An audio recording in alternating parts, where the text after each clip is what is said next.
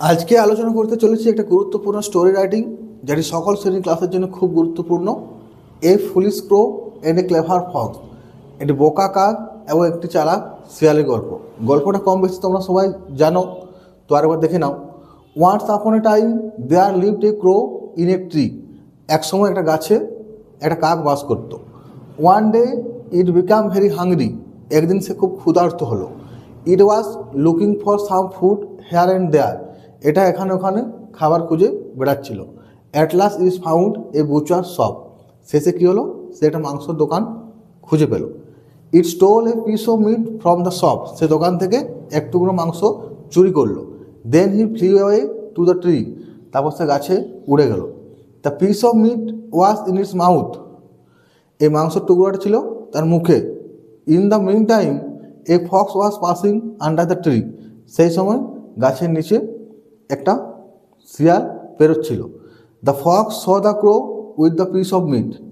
শিয়ালটা কাকটাকে দেখতে পেল মাংস সহ। ঠিক আছে, the fox saw the crow with the piece of meet.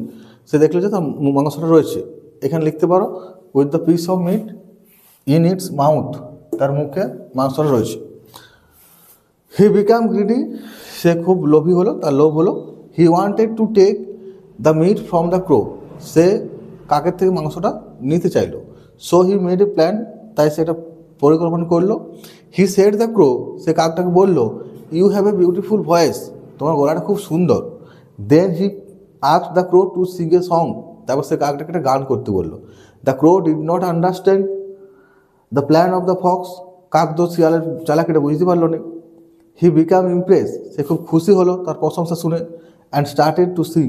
এবং গান করতে শুরু করলো। The piece of meat fell from its mouth. তার মুখ থেকে কী হলো, মাংসের টুকরোটা পড়ে গেল। Its mouth. The clever fox took it. চালাক শিয়াল সেটা নিল। And went away. এবং চলে গেল।